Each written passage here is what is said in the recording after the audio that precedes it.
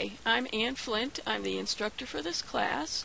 I wanted to begin introducing you to calculations today. You are supposed to be doing respiratory calculations in this class, and I wanted to give you some basis for understanding those calculations before you begin. So I want to start out with calculations related to oxygen. You went over some of the abbreviations a couple of weeks ago from your book in a quiz. And so the abbreviations included the FiO2, which is the fraction of inspired oxygen in the air, the P large AO2, which is the partial pressure of the alveolar oxygen, and then the P small AO2, which is the partial pressure of arterial oxygen, and then PVO2, which is the partial pressure of the venous oxygen. So, how do those all relate to each other? Well, first of all, we start out with the oxygen coming into the body from the atmosphere. Oxygen does not exist in the body except what you inhale from the outside. So, it starts out with a barometric pressure, which is the pressure of gas in the atmosphere. And the normal value for oxygen in the atmosphere is a percentage of the amount that the total atmosphere holds, which is 760 torr. The percentage is the FiO2, and the normal value for that is 21%. When we use it in math problems, it's going to be its fraction, or its decimal, I should say, which is 0.21.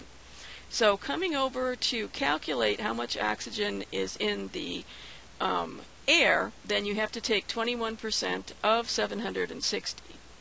So you multiply 760 by 0.21, and you'll come up with an answer that is about 160 torr. So this is the amount of oxygen that is available to come down into the lungs and be inhaled across into the blood. If you come all the way down to the level where it actually exchanges, which is the space between an alveolus and a capillary. The alveolus is the smallest lung unit or sac where the oxygen crosses over. Then the value for oxygen down there is called the alveolar O2. It's actually reduced a little bit from the 160 torr that's in the atmosphere because the alveolus also contains some water vapor and some CO2 that you've already exhaled.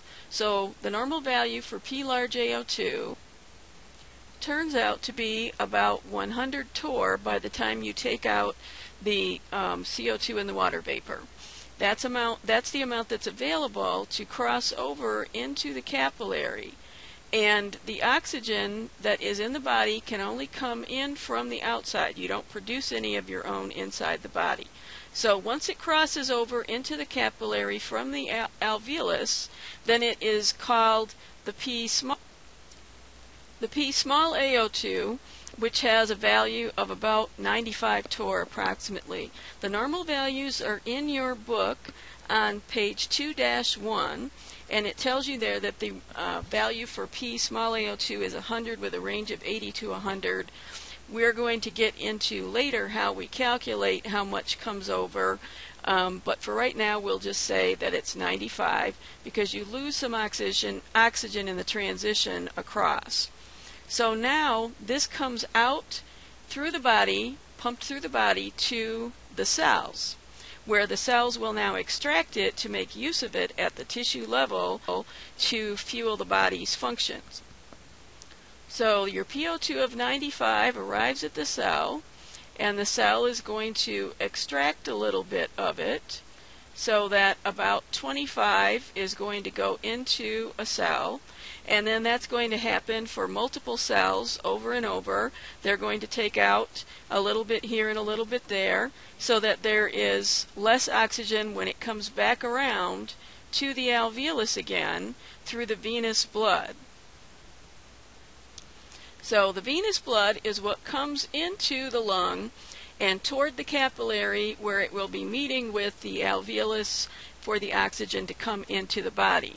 And the normal value for the PVO2 is approximately 40 torr, like it tells you also in your textbook on page 2-1. And so That oxygenated blood, which has only an oxygen of 40 torr, comes toward the alveolus, where there is a huge gradient now, where it's 100 in the alveolus and it's 40 out in the capillary.